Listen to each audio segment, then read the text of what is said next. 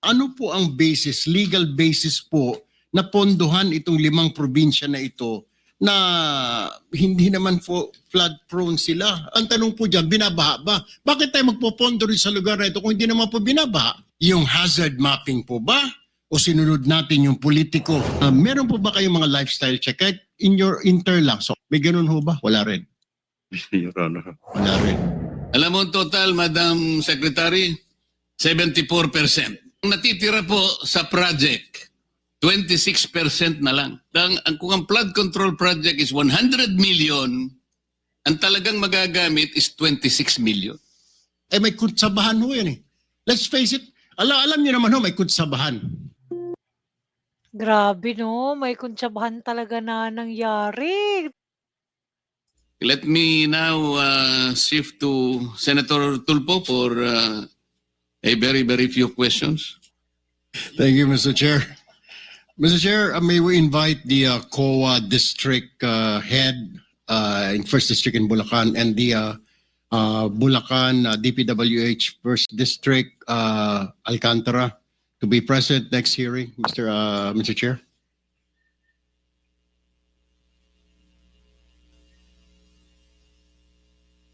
Mr. Chair, can we invite the COA First District of Bulacan and the District Engineer, First District, Alcantara, to... Certainly. Director General, please take note of the request. All right. Now let me direct my question to the Department of Public Works and Highways. Mr. Secretary, based on the list released by the President, there are top provinces with flood control projects. Okay? Pero they're not on top of the list na flood-prone area, like Cebu with 414 flood control project, Isabela 341, Albay 273, Leyte 262, Camarines Sur 252.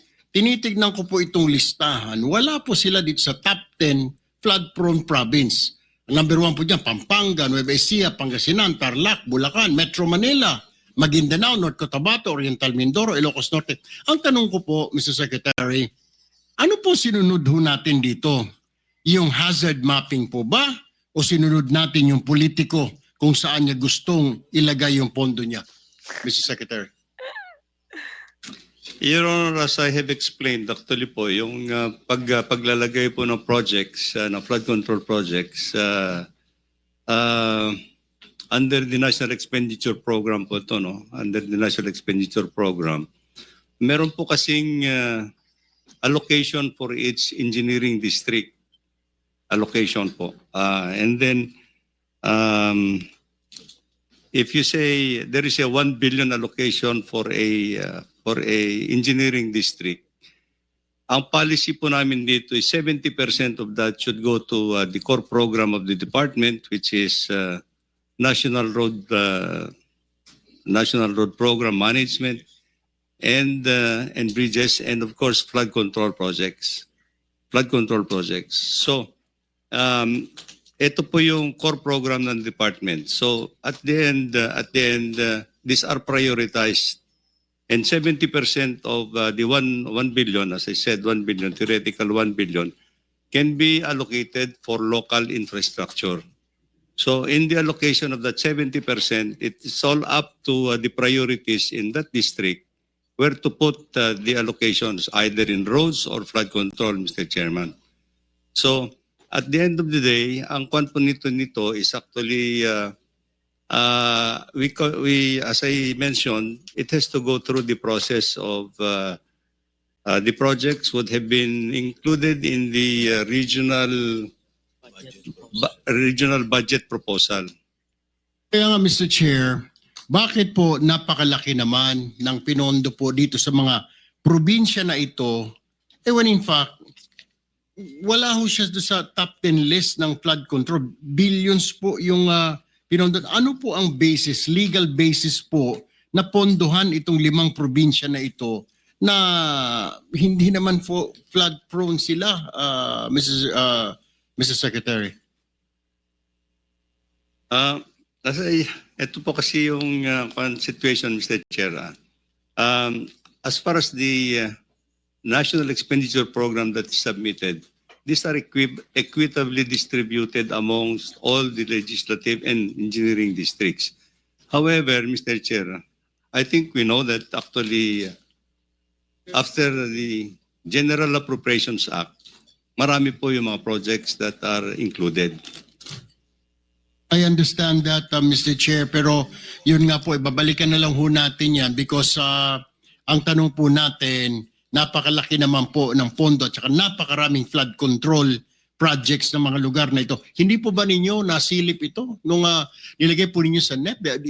Did you check man lang or ask as you're planning or whoever is in charge na kailangan natin lagyan dito ng flood control, Cebu, blah, blah, blah.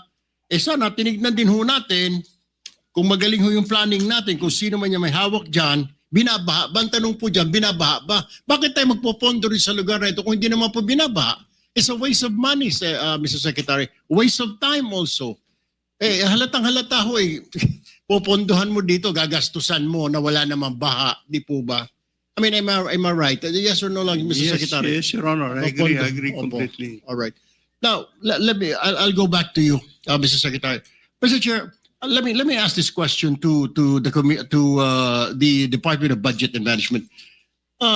Madam Secretary, ma'am, wala po bang hindi po ninyo chine-check? So, basta nag-request lang ng pondo, re-releasean ho ninyo. Hindi man lang matatanong para saan po itong pondo na ito, billion po ito, flood control.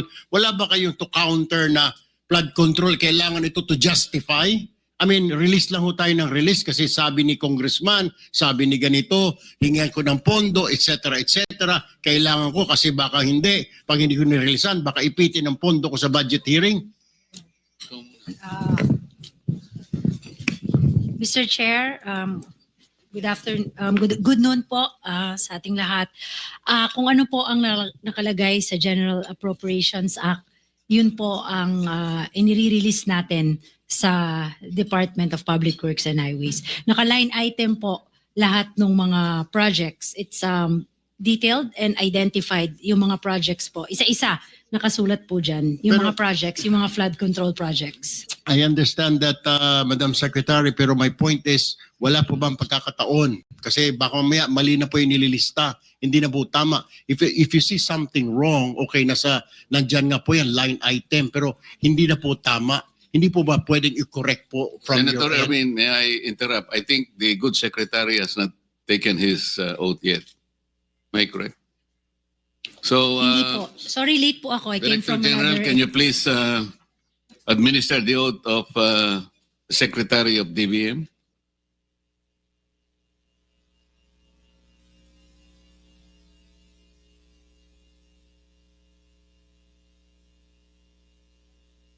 Truth and nothing but the truth in this proceeding. Okay. Proceed, Senator Erwin.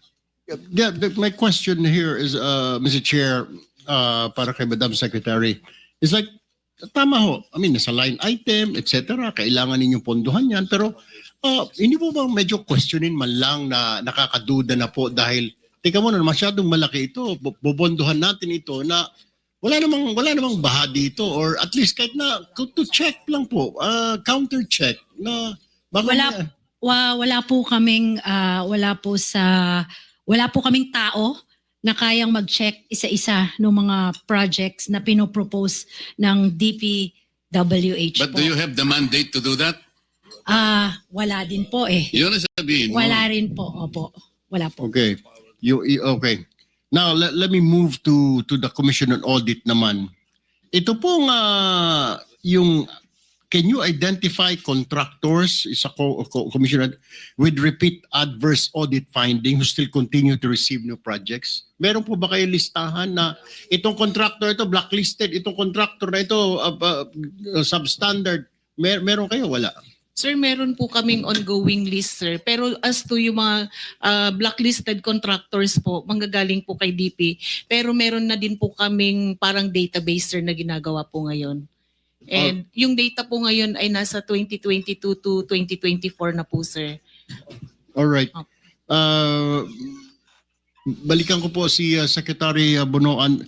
Mr. Chair, Mr. Secretary, ano po, wala po kayong list. Kagaya po nasabi ni Senator Raffy kanina na isa lang po ang kuan, pero lahat pumasa, isa lang ang blacklist nyo. Of this 15, lahat po ito good performance so ito since 2022. Lahat po nagawa nila, na kumpleto nila yung project.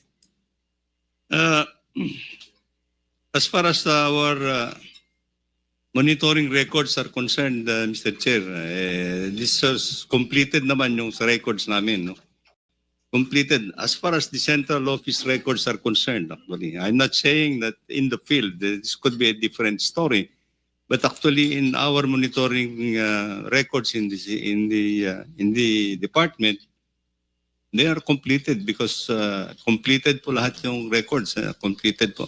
Completed, pero what I'm saying is like hindi nyo sigurado sa inyo sa main office, lalo na yung office mo, kung yung proyekto kagaya na pinakita ni Chair Marcoleta kanina, yung wasak o durog na tulay or whatever it is, yung embankment, hindi ho ninyo mamamonitor yan kasi Hindi.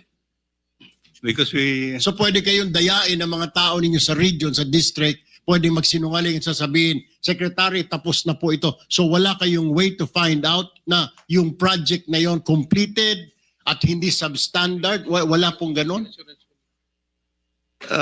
Well, we rely actually on the data that is fed to us, actually, the central office, Your Honor, at that point in time. No? But, This data, Mr. Secretary, you're just relying sa mga tao ninyo sa field, sa district engineer, Yes, Your sa Honor. regional director, Yes, tama sir. po? Tama po. So, ang ibig niyo pong sabihin, yung dadaan ng kontulay, kung pupunta ako sa probinsya ngayon, hindi ko sigurado kung safe po ba yun, talagang matibay ba yun, because you're just relying. Paano kung substandard po yung tulay? Kagaya po nang nangyari sa Kabagan, Isabela. Paano po yun? How? How will you know? How will I know? Na driver mo, kasama ko, pamilya ko, mag-out of town kami, long weekend pa naman next week, this Thursday.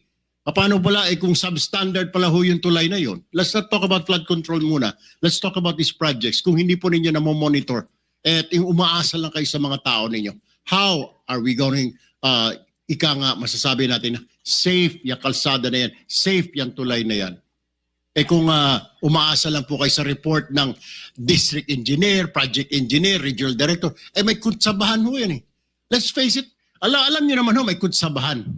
Tama po ba? With your RD, DE, project engineer, at saka contractor, may kutsabahan na yan, Mr. Secretary. Your Honor, I think your premise is correct. That I think at the central office, even me, I would just have to rely on the authenticity of the reports that come to me actually from the field offices, you know, all over the country. Okay. So until such time that there's a report, there is a report that will come to me that hindi tama, then that's the time that I have to have an action on it, Your Honor. My last question, Mr. Secretary, to give way to to our colleagues here. Mr. Secretary, alam niyo, namomonitor niyo ho ba na karamihan sa mga RD ninyo at district engineer ay mga kontratista din? May mga construction company? That they have construction firms? Hindi po. This is one thing that I want to unearth actually in this process, Your Honor. Hindi niyo na rin ba narinig yung in-house construction, Mr. Secretary? Kami na lang gagawa, kagaya po na nangyari sa akuan. Kami nang gagawa, ako nang gagawa dahil ako district engineer kasi may construction company. Hindi niyo rin po naririnig yung in-house construction na yan? You are asking whether Yes. there are district engineers who are contractors? Yes. Will you not also ask how many congressmen are contractors? Mamaya pa yan sa second round, Mr. Chair. Dito muna sa second round yung tatanungin ko. Yes.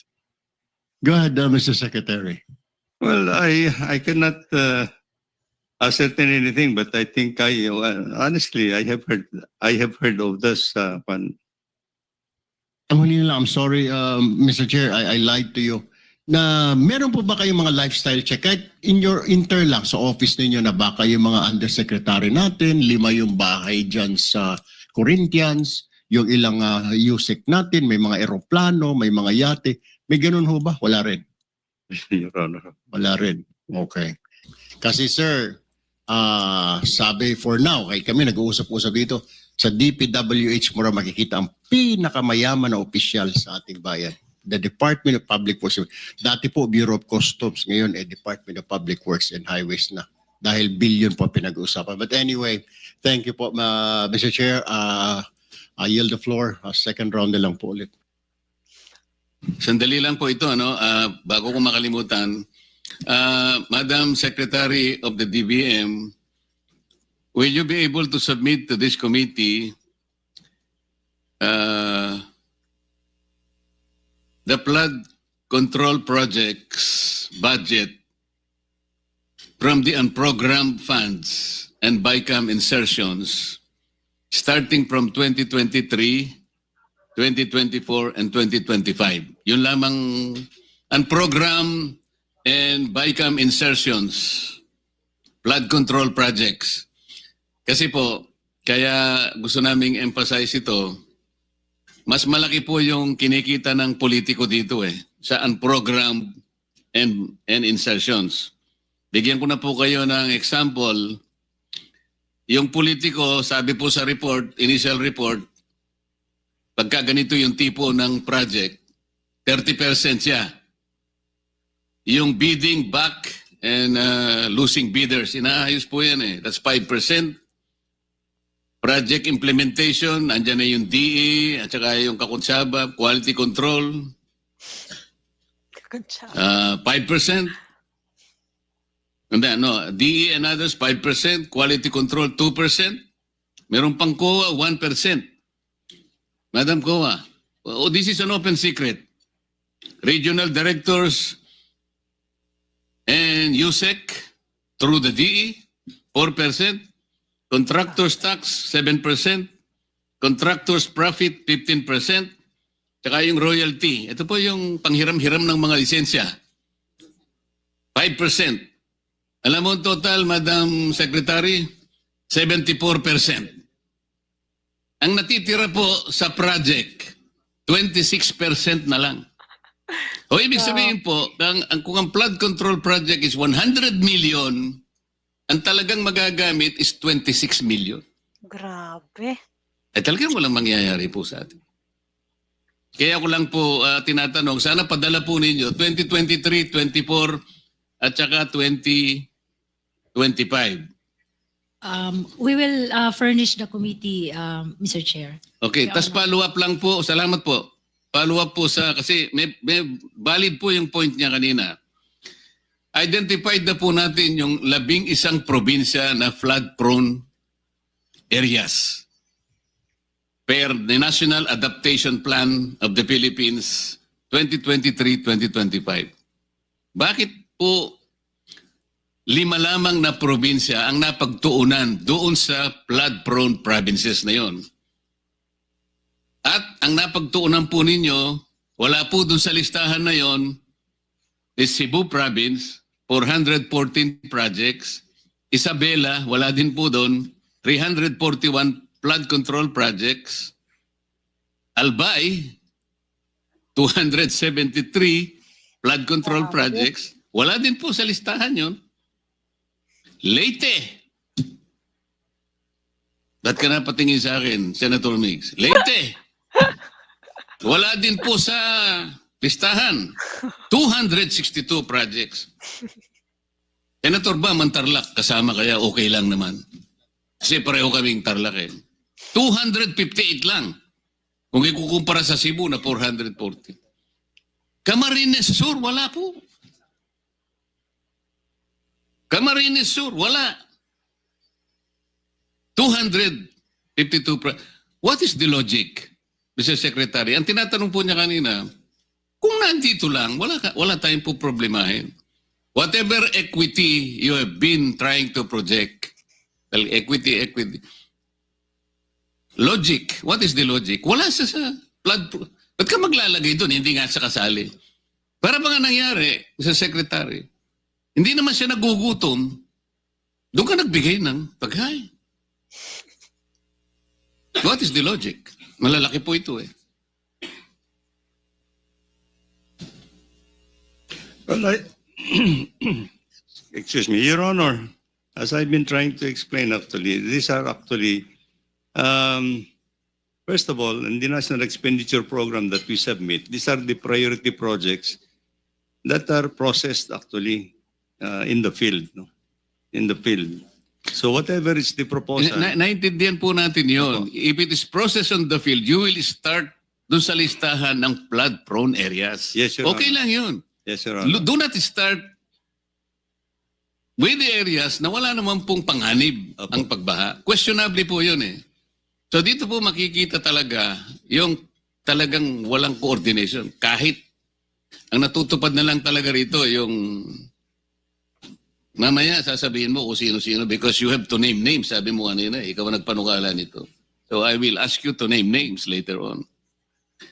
Yun muna po. I will call the former Senate President, Senator Subiri, for your questioning. Maraming salamat, Mr. Chairman. Grabe. Grabe guys. Wow, sobrang dami, no? Grabe talaga.